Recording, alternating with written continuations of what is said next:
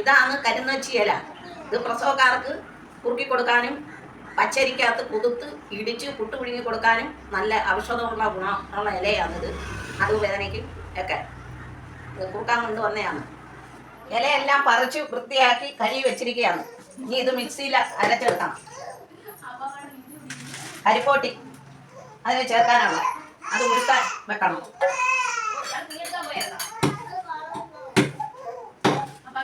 കരിപ്പോട്ടി ഉരുക്കണം. ഇലയെല്ലാം അരച്ച് കരിപ്പോട്ടി ഉരുക്കിയത് ഒഴിക്കുകയാണ്. കാണുന്നോ നോക്കെ. കരിപ്പോട്ടി ഉരുക്കിയത് ഒഴിച്ച് ഇനി തേങ്ങാപ്പാൽ ഒഴിക്കുകയാണ്.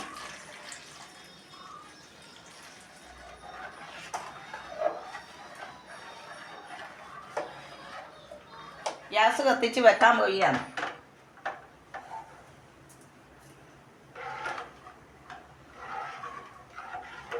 ഇനി ഇത് നല്ലോണം പറ്റി എണ്ണ തെളിഞ്ഞു വരുമ്പോഴത്തേന് നെയ്യൊക്കെ ഒഴിക്കും. നെയ്യ് ഒഴിച്ച് കൊടുക്കേണ്ടത്. ഇത് ലേഹ്യം പോലെ ഉണ്ടാക്കിയെടുക്കാനാണ്. അരിയൊന്നും ചേർക്കത്തില്ല. ചിലർ അരിപ്പൊടിയൊക്കെ ചേർത്ത് കുറുക്കിയെടുക്കും. കുറുക്കലുണ്ടാക്കും പോലെ.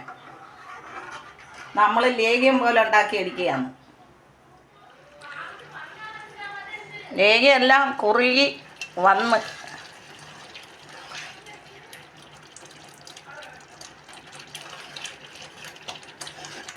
പൊട്ടിത്തെറിക്കുന്നു.